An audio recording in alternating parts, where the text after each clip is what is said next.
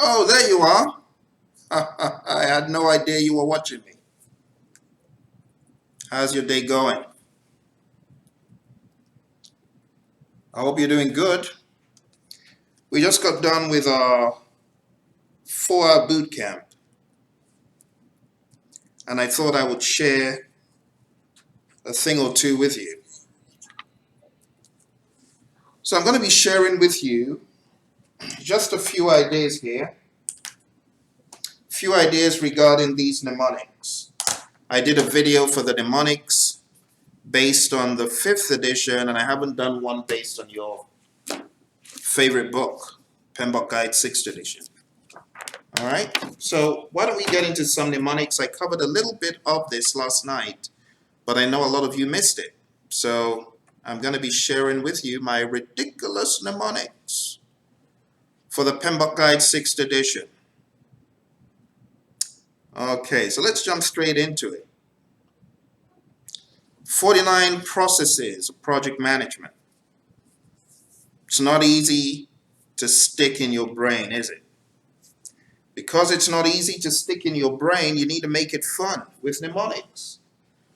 Especially those folks who, this is like the first time you're encountering lots of these terms. You know, lots of these project management related terms. So I really think getting some mnemonics into your head will be a good idea. Okay? And that's what this is all about. It's all about the mnemonics. Okay, so let me show you my breakdown of page 25. If you don't know page 25, you should. Page 25 is one of the most popular pages in the PMBOK guide among those folks studying for the PMP exam. Page 25 breaks down the processes into process group, knowledge areas, process. So as you can see on the screen, I've got my mnemonics for each knowledge area, but I'm going to hone in on just the top for now. I'm going to take it in baby steps so that I don't lose people who are coming on the journey for the first time. So first mnemonic for the process groups at the top is I prefer eating mangoes chilled. I prefer eating mangoes chilled. That's initiating, planning, executing, monitoring, and controlling, and closing. All right. The next set of mnemonics are on the far left. That doesn't sound right. Far left, far right. Let's not get political now. I know the PMBOK guide's gone political a little bit, haven't they? Have you read the PMBOK guide? Have you read chapter 2, chapter 3? You got to be a political animal if you want to succeed in the world of project management. You don't want to be run over. Anyway, enough of that. But if you take a look, you see that this mnemonic on the left is really all about the knowledge areas. Okay? I saw 6 Cubans doing what? Quietly rolling cigars. Someone says, Phil, I'm going to report you to the PMI. You're not being very health conscious. Come on, it's just a mnemonic. Okay? It's just a mnemonic. Don't get all emotional about it. I saw 6 Cubans quietly rolling cigars, really puffing smoke. Those are your mnemonics for the knowledge areas. Okay? And now that you've got that stuff down, the 5 process groups, the 10 knowledge areas, you know what all of those letters map back to. Hopefully you know what they map back to. Integration, scope, schedule, cost, quality, resources. Those of you from the 5th edition, I hope you're making that mental switch. C for communications, R, the next R really for risk, P, puffin, procurement, and last but not least, smoke, stakeholders. All right. I saw 6 Cubans quietly rolling cigars, really puffing smoke. All right. So let's move on from here to what exactly we have in the different knowledge areas. So in integration management, there are 7 processes. And those 7 processes, the mnemonic is donkeys don't digest many moldy peppered carrots. Can you visualize that? Donkeys refusing to digest those moldy peppered carrots, coughing them up and refusing. Someone says, Phil, that's abuse of the poor donkey. Hey, it's just a mnemonic. Some people take these things so seriously, you know. Anyway, so D for develop project charter, the next D, develop project management plan, the next D, direct and manage project work. M, to make it a little bit larger so that you can see I'm talking about manage project knowledge. And then the next M is monitor and control project work. The P, perform integrated change control, and the C, close project or phase. Donkeys don't digest many moldy peppered carrots. Whatever those look like. It's a ridiculous mnemonic. It's to make it stick. All right, let's go to scope. Scope. Ponies can't digest cold veggie carrots. Donkeys or ponies can't digest cold veggie carrots. Plan scope management, collect requirements, define scope, create WBS, validate scope, and control scope. Let's go on to schedule. And this one is parrots devour seeds, especially during concerts. You've got a parrot in a concert munching, just like you munch on. What do you munch on during a concert? Well, parrots, they devour seeds. All right, so P for plan schedule management, D for define activities, S for sequence activities, E for estimate activity durations, D for develop schedule, and C for control schedule. I told you they were ridiculous. What were you expecting? Something fancier? The ridiculous mnemonics. Here's the mnemonics for cost. Ponies eat delicious carrots. Ponies eat delicious carrots. Plan cost management, estimate cost, determine budget, and control cost. That's easy, isn't it? The next one is for quality. And this is ponies munch carrots. That's easy. Ponies munch carrots. Plan quality management, manage quality, and control quality. That's easy. Easy to remember. Next one is resources. So we're in the rolling. Okay?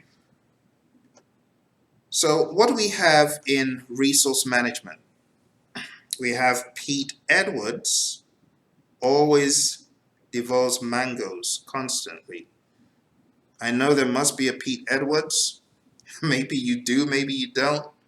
But plan resource management, estimate activity resources, acquire resources, develop team, manage team, control resources. All right. Next one, we're going to the cigars now.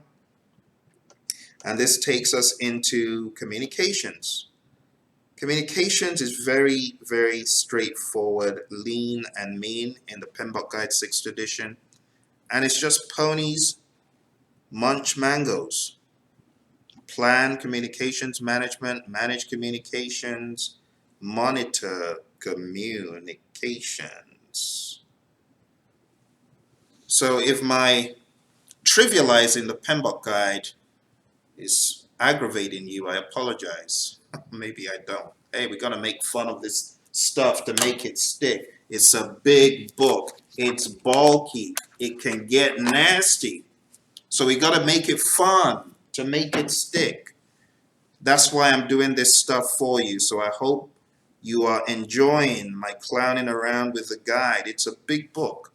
So anytime students find it hard to absorb the content, I say make it stick by making it fun or funny.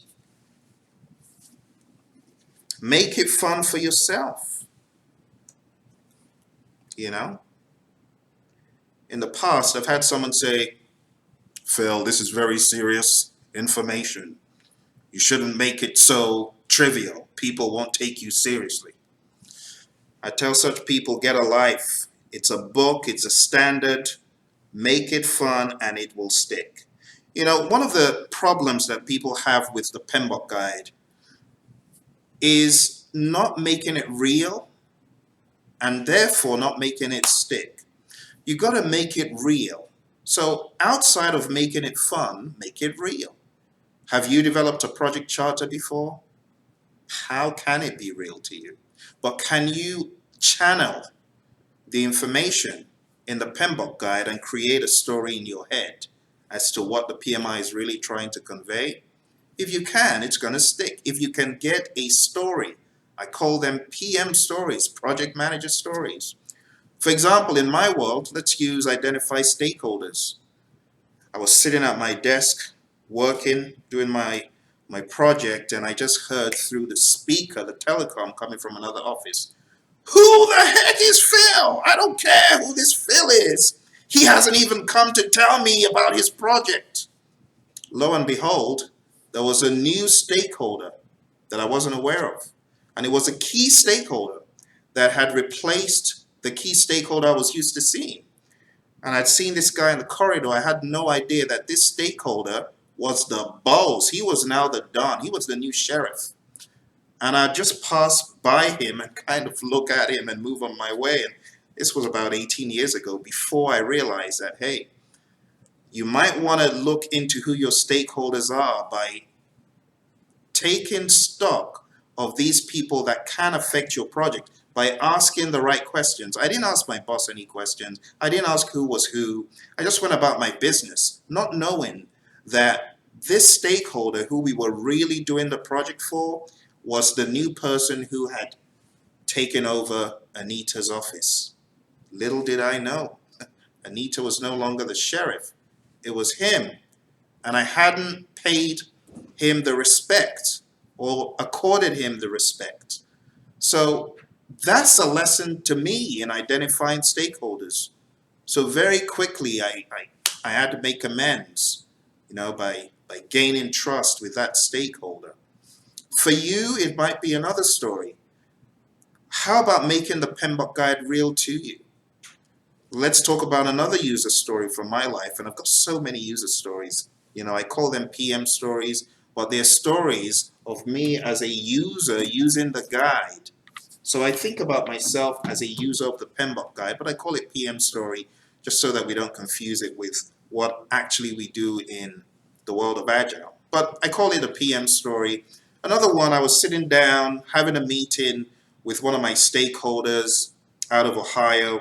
And of course, you always have marketing in the room. Don't you love it when marketing impose their presence? I'm sorry if you're in marketing, forgive me, but you know what you guys do. You come to the meeting and you start throwing your weight around. So I'm having this meeting with people in Ohio talking about how we're going to develop this software to make life easier for them in a particular industry. I'll just withhold the customer's name. But anyway, we're talking about how we're going to go about doing this and that. And then all of a sudden, the key stakeholder, particular lady, Sue, she says, hey, is it possible to do this, that, and the other, to have this field match with this field, to have some functionality that can do certain things?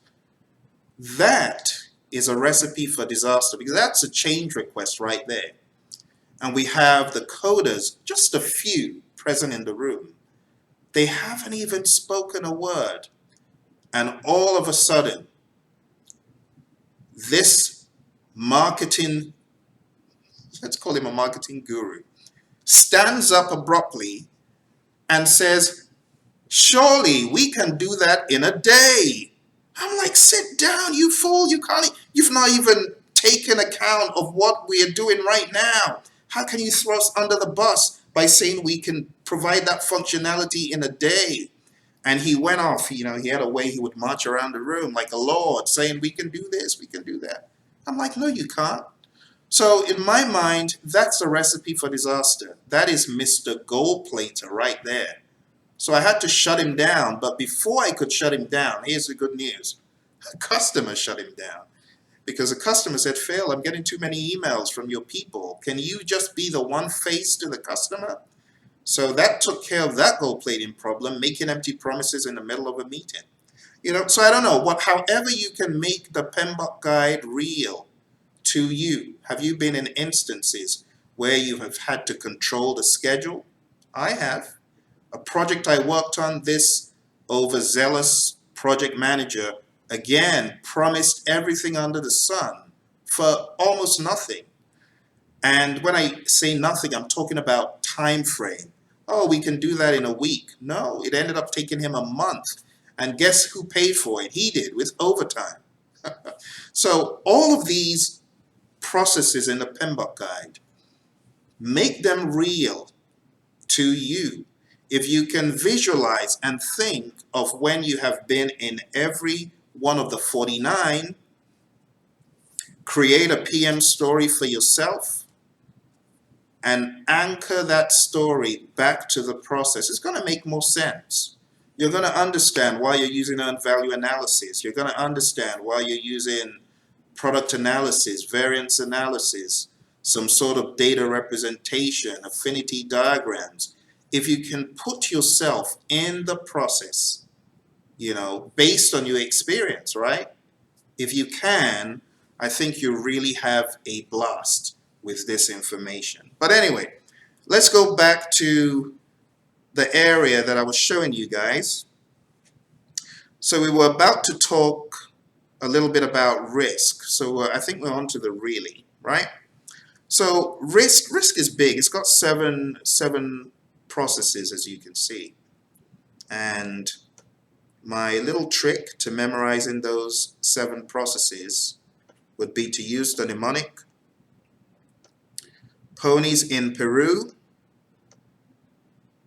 prefer peppered icy mangoes. Or, I don't know, make up your mnemonic. Ponies in Peru prefer peppered icy mangoes. So someone says, Phil, how do I actually use this mnemonic? For these mnemonics to be valuable and for them to really stick, I would say as you tackle each chapter, go through the mnemonic. And I'm talking about people who are new to this stuff. I know many of you veterans are like, yeah, I don't even need that, Phil, that's stupid. Yeah, that's fine, that's for you. But a lot of people are new to this stuff, and getting familiar with those processes, it can be quite hard. It can be. So at the beginning of each chapter, as you're about to read it, go through the mnemonic and try to recall what each letter means. So ponies in Peru, plan risk management, identify risks, perform qualitative risk analysis, plan risk responses, implement risk responses, and monitor risk responses. That's what it means. As you can see on the screen, all this information is there. Next one, puffin, is for procurement. Ponies chew carrots.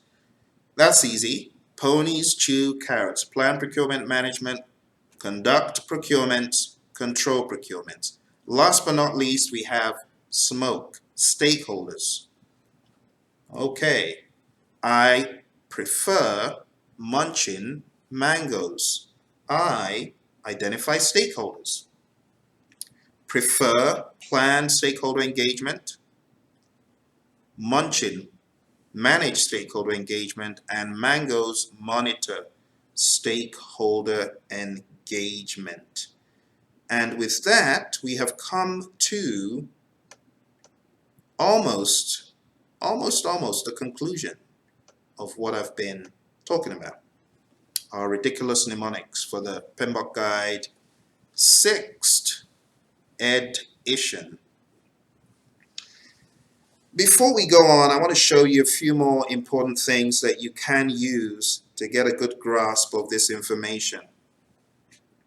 This is something that I refer to as the phone number. I call it the phone number for calling up the processes. Okay, the phone number is 766-436-3734. 766-436-3734. So if you took a closer look at what I showed you a few seconds ago, and you look at the right hand side, those numbers 766-436-3734, those really map back to the number of processes that you have in each knowledge area. 7 in integration, 6 in scope, 6 in schedule, 4 in cost, 3 in quality, 6 in resources, 3 in communication, 7 in risk. Oh my goodness, 7 in risk. 3 in procurements, and 4 in stakeholder. And that is what forms the number. If you know the number, folks, it will help you put page 25 together. You'll be able to remember, oh, that's missing. Oh, I know where the 2 7s are. I know all the numbers in the 7, and so on and so forth. That will help you. All right? So that's the knowledge area phone number. Next thing I'm going to show you is our process group postcode. Don't roll your eyes. I'm trying to make it fun. All right, so I'm going to show you the process group postcode. And the process group postcode is 2, 24, 10, 12, 1. 2, 24, 10, 12, and 1. So what exactly are these numbers? Well, let's take a closer look at these numbers. These numbers map back to the process groups and how many processes are in the process groups. So there are 2 in initiating, right? 24 in planning, 10 in executing, 12 in monitoring and controlling, and a little bitty one in closing. That's kind of interesting, isn't it? But there is also an additional piece of information that I'm going to share with you. This is a trick to studying for the PMP exam. You know, one of the problems that people have as they study for the exam is not knowing how much energy to focus on the different areas. And I'm going to try to help you out a little bit by exposing your thinking to this rule. I call it the 2x rule for the PMP exam. The 2x rule for the PMP exam. See, the PMP exam is broken out by process group. But the problem is, when a lot of people study, they don't study by process group. They only study one-way traffic, knowledge area, and that's it. But that's not enough. You really do need to study by process group. If you study by process group, this rule that I'm about to show you can be greatly maximized. Greatly maximized. So I want to first of all encourage you to think not just by knowledge area, but also by process group. All right. So take a look at my screen here. You're going to see an excerpt from the PMP exam content outline. If you take a look, you can see in initiating there are two processes, right? In planning, we already know how many they are, but let's hone in on initiating. Two processes. Two processes from planning give you what percent? Did you see what I just showed? 13%. 1, 3. 13% from two processes. Oh my gosh. That means each one of those is 6.5% potentially on your exam. That's massive. That's huge. One process carries 6.5%. Think about it. Think about it. Take a look. Take a look again. Take a look. You see that? Two processes, 13%. What about executing? Executing, 10 processes, 31%. Isn't that crazy? That's huge. That's huge. 10 processes, 31%. But hey, when you add closing, take a look at what happens. Throw closing into the mix. You've got 13 processes, and those 13 processes, if you add them up, that is 51% of your exam. 51% of your exam is from these small number of processes. Take a look. You got 2 plus 10 plus 1, 13 processes. Now 13 processes out of 49 is only roughly 26%, folks. So 26% of the processes account for 51% of the exam. 26% is like 50% of 51, thereabouts. So it's a 2x rule. 26% gives you 51%. So you take a look at how many processes you're dealing with, 13. But the weighting is as though there were 25 processes. It's huge. So as you're studying for the exam, I am hoping that you keep the 2x rule in mind, that you cannot afford to take initiating, executing, and closing lightly. That will sink your ship. That will sink your ship, folks. If you haven't been paying close attention to what I'm showing you, can be bad. Can be bad. Can be bad.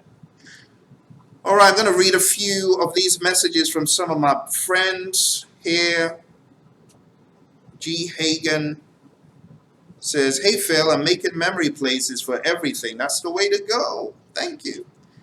Painful process. It can be quite painful. That's right. Painful process. but only takes a second to make it stick. Making some situations real to me too. Awesome. I love your positivity and I really pray you ace it in May. Let's know how you do. Shri, good to see you. How you doing? What's up with your study? Camille, the PMP Don is in the building. Camille is one of our PMP gurus who took the PMP exam, put it in a chokehold, and just murdered Pimpy, you know. Let's just call it what it is. Because she did so well. Hey, you know how hard it is to get one proficient, or one above target, or two, or three? She didn't get one, two, or three. She got more than that. But you're going to have to ask her to get the details. But anyway, Camille, good to see you. So going back to our 2x rule, hey, you want to take this stuff and you want to make it part of your study. You know, don't just study by knowledge area, plodding along. Keep in mind that rule, the 2x rule for your PMP exam success. Okay? Try to make everything as real as possible. All of those processes, they're not far-fetched, folks. A lot of people feel PMP exam is a fairy tale concept. You know, they think the world should revolve around some other methods or some other approaches. I don't agree. I think every one of these legitimate approaches has their place. So don't hate on the approach, on the development approach. Don't hate on Agile. Don't hate on Scrum. Don't hate on TDD. Don't say TDD is stupid. Don't hate on fully plan driven. They all have their places. And maturity in the world of the PMI is knowing that if we don't get on the boat, we're going to miss it. PMI knew. That's why they came out with the Agile Practice Guide. PMI knew that people needed to get on the Agile bandwagon in a more profound way than before. Because before, people would pick up the book and say, oh, well, it mentioned something about iterative and incremental. Oh, how nice. End of story. But they wouldn't look into making it part of their approach when necessary. I'm not saying we need to live by Agile all day, or we need to live by fully plan-driven all day. But we need to make this stuff real. Make it real, and it'll stick. The more real you make it, the better it's going to be. All right? So, my friends, I'm going to leave you with this image, the PMP exam 2x rule. Put it into practice. Do it. Low-hanging fruit. 13 processes that can give you 25, it's like 25 processes for the price of 13. It's crazy. It's like 51% of your exam for just 13 processes. I mean, it's huge. It's huge. All right? So I would like you to stay tuned to this channel, as you always have been. We're still getting into the groove of the 6th edition. 6th edition is a beast. You know, it takes you for a jog around the building, takes you up the hill and back. You're trying to catch your breath. It's a big book. A lot of you are asking, when is our audio going to come out? Don't worry. We got you covered. We're going to come out with audio. We're going to do it probably in a more agile fashion because the book is big. One of my PMP champions, Magda, she said, Phil, the book has become an encyclopedia. It has. Have you taken a look at page 686? My goodness, take a look at those tables and tell me how much of that stuff you can remember. Question writers are finding it harder than ever before to write questions. Question writers are scratching their heads and wondering, we don't know what the PMI is going to do. I know what they're going to do. They're going to take you for a jog around the block, take you up the hill, bring you back. As Camille rightly noted, we just had a crazy 6-hour session. In fact, the poor students were probably like, Uncle, I give up. It's too much, Phil, too much. But do you know that coming for such boot camps, like the boot camp we just had, which was going on 6 hours long. Do you know that those boot camps, they test your stamina, as she rightly said? They test your stamina, you know? So I want to encourage you, if you have not watched our boot camp content, you've not been for a 4-hour boot camp where you've hit it hard, go to Praizion.com. Check this out. We now have going on 14 hours of content. 14 hours, my goodness. I mean, you wake up in the morning, you can watch that stuff and still keep going after lunch. Go and sign up, okay? It's affordable, it's under $200, and you can watch these pre-recordings that will immerse you, that will make sure you're covering the content, going all the way through it, hitting it hard, right? It's all about being dogged, rugged, and tough. Now, PMP exam is a beast. It is a beast. Let's be honest, it is a beast. And to conquer the beast, you're going to have to be rugged, dogged, and tough. All right? So I hope that gives you some ideas on how to study your PMP exam content. Ridiculous mnemonics. Sorry for those who feel I have sacrilege. He's trivializing the PMBOK guide. Get a life. All right, enough said. That's all I've got to say for today. I hope you have found this presentation interesting. If you have, subscribe. Don't forget to share with your buddies. And don't forget to go to Praizion.com. Praizion.com. Sign up for our training on the PMBOK Guide, 6th edition. We have got 24 hours. I'm not even talking about the bootcamp stuff. I'm talking about the main course. You start playing those videos in the morning, it's going to play till the next day. That's how much content we've got. All right, so I want to encourage you, go there, sign up, and it'll be good to see you as a student, as someone who has come alongside us to ace the exam and to put PMP where he belongs. If you don't know who PMP is, he is the embodiment of the PMP exam. I would have liked to bring PMP on, but I think he's escaped for a few moments. Actually, I might be able to find PMP.